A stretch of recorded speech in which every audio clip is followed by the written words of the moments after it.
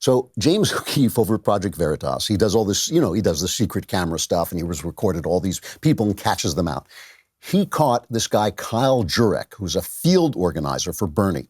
And, Bernie is always talking about how education should be free. Well, apparently free education doesn't mean what you think it means. It means a re-education. And Kyle Jurek explains, this is Bernie's field organizer, he explains why we have to have free education.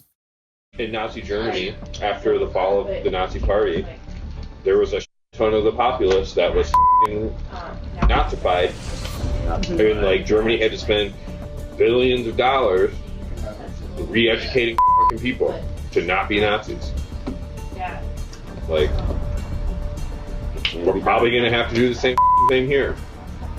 And that's kind of what Bernie's hey, free education for everybody, because we're going to have to teach you not to be a Nazi. There's a reason Joseph Stalin had gulags, right? Mm-hmm. And actually, gulags were a lot better than what the CIA has told us that they were.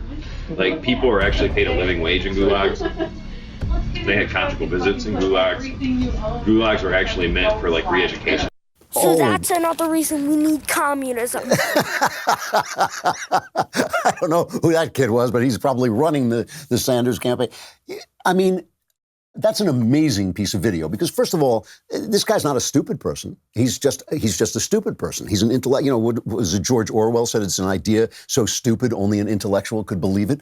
First of all, if you read Alexander Solzhenitsyn, who was in the gulags, they don't sound all that great to me. They sound just a tiny bit like gulags. They sound like Soviet gulags where people died in their thousands and starved. And this guy's talking nonsense, but he's talking about the American people here. He's talking about American people as Nazis we need to give them free education because we need to re-educate them to stop being Nazis. That is what this guy is thinking. And again, he's not a stupid person. He's just a stupid person. He's an intellectual who's thought his way through reality into a complete internalized fantasy of the world that he is living in. He is so free that he can say that stuff without getting arrested because he lives in a free country and he shouldn't be arrested, but he's in a country where he won't be arrested, and yet he thinks he's living among Nazis. Just an amazing thing.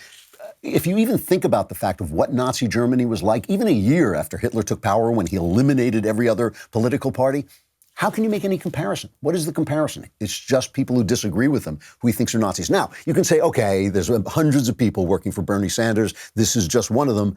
But it's not. It's Bernie Sanders. Here's a quick montage of stuff Bernie has said over the years and has never changed his mind. This is the thing about Bernie. He's never come out and said, oh, maybe I got the Soviet Union a little wrong. Maybe after we found out about Stalin, I shouldn't have honeymooned in the Soviet Union. But here's just a selection of some of the things he said over the years.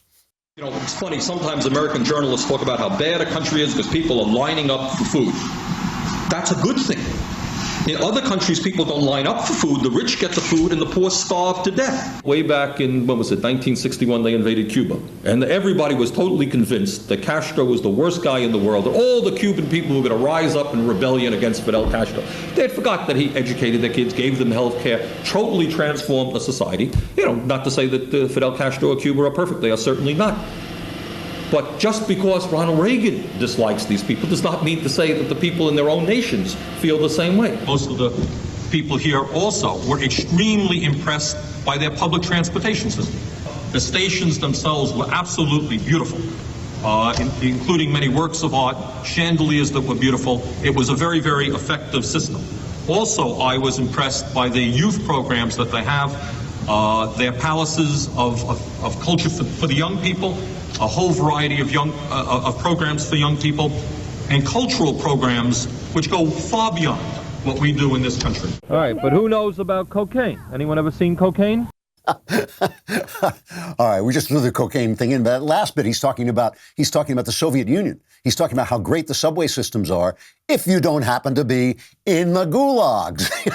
And you notice, by the way, that both Bernie and his campaign worker, both of them use the logic of the left, which is not about the truth. It's about who is telling you the truth. So the first guy talks about the gulags, and he says they're not as bad as the CIA tells you they are, because in those days they didn't like the CIA. Before the CIA was spying on Donald Trump, those were back in the days when the left didn't like the CIA. So that's, he's talking about how the CIA is lying to you about those gulags. And then Bernie is talking about, well, just because Ronald Reagan doesn't like Castro, a mass murdering tyrant, doesn't mean the people don't like Castro, a mass murdering tyrant who has driven them into poverty forever and kept them from becoming anything that they could be.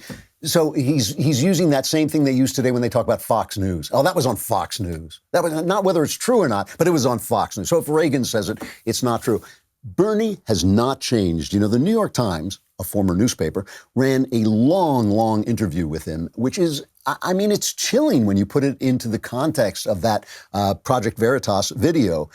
They asked him, can you walk us through the first 100 days? What will your first 100 days as president be like? And he says, well, it's going to be, I happen to believe it's going to be a busy 100 days. In fact, I've made enough promises that I think I'm going to be up all night my first day. I'm going to go to bed at 5 a.m. I think the most important point, aside from the legislation, which I'll get into, is to convince the American people that, in fact, we can have a government that represents working people and not just the 1%. By the way, it's working people who are thriving and doing so much better under Donald Trump. He says, we'll be introducing legislation to rebuild the crumbling infrastructure. We'll be introducing legislation not dissimilar to what passed the House, raising the minimum wage, making public colleges and universities tuition free. In other words, what I believe is when you rally the American people around an agenda that works for working people, we can do more than one thing at a time. So all these things are going to be free. We're going to be paying for everybody's education. He goes on and on. They talk about a political revolution. It means being an administration unprecedented, certainly in the modern history of this country. So to me, what my administration is about is not sitting with Mitch in the Oval Office or wherever it is negotiating something. It's rallying the American people around an agenda they already support. So he's not going to do any of that politics, that Democrat stuff. He's just going to get this stuff done. And if you don't like it, don't worry, because there's going to be free re-education for all you Nazis out there. You'll like it. By the time the education is over, you're going to really like it a lot. You're going to be saying, no, Bernie, it's a good thing. Communism is a good thing. And you know what? Your brain will have been washed absolutely free. It's going to be great. Before you go, one last thing. Hit the subscribe button so that you stay up to date on all our content.